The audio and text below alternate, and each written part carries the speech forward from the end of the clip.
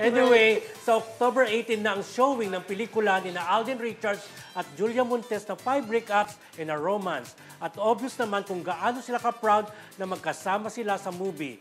Isa sa mga emosyonal na na-share ni Alden sa press con ay he was not in a good place daw habang nagsushooting. Ano nga ba ang hugot ni Alden? Roll, BTR. I don't want to go into details because it's very personal, but I think what I can share is how much good yung paggawa ng 5 breakups in a romance sa buhay ko during that time. Alam ni Trek yun, alam ni Jules yun, nakwento ko sa kanila. And, you know, sometimes you think parang you're strong. Sorry, may take to na ako. Shot na lang. Pero minsan isipin mo parang sasabihin mo sa mundo, okay lang ako mag-isa. Kaya ko mag-isa. Pero hindi yun. I think more than the movie, more than the script, more than the work, more than the talent fee, and the opportunity that was given to me, it's really more ano yung nakuha ko sa kanila, to all the people who's here, to the cast.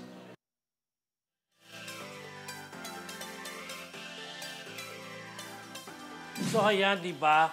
Si Alden parang may mga hugot talaga, ano, di ba? Parang with all the success pala na natatamasan, hindi natin alam na meron pala siyang pinagdadaanan.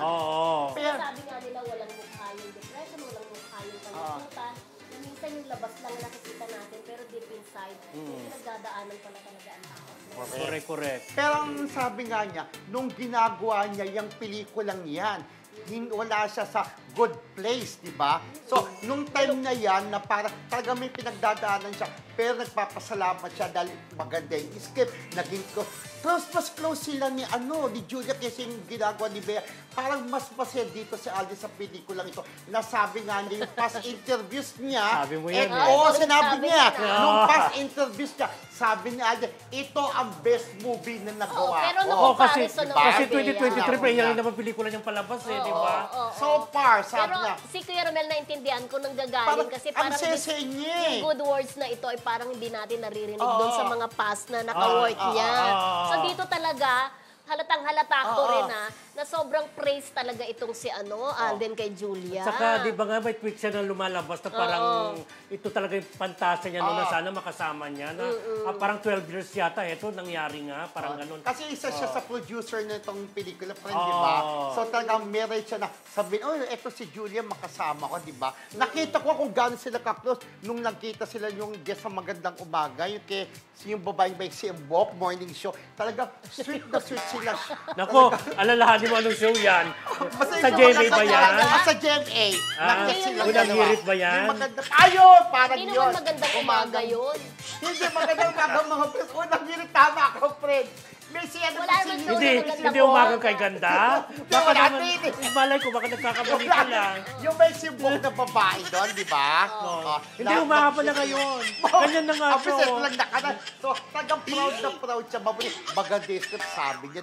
Proud siya dito sa pelikulang ito na naniniwala ko na kukita. Parang ang ganda-ganda ng trailer Ang ganda ng trailer At sana may mga black screening ang mga Alden natin sa mga fans si Julia, di ba? Pakabog, di ba? Kasi tulad yung friend, di ba? Kasi ganito yun, di ba? Yung kay Catherine, talagang sinuportahan ng mga fans si Catherine ng Katniel, di ba? Hindi lang dito, hanggang sa abroad, sinusuportahan yun talagang nila. sumalba sa pelikula ni Catherine, di ba? Kasi yung mga kita sa black screening, pagka kinupit mo kasama yung sa kita, di ba?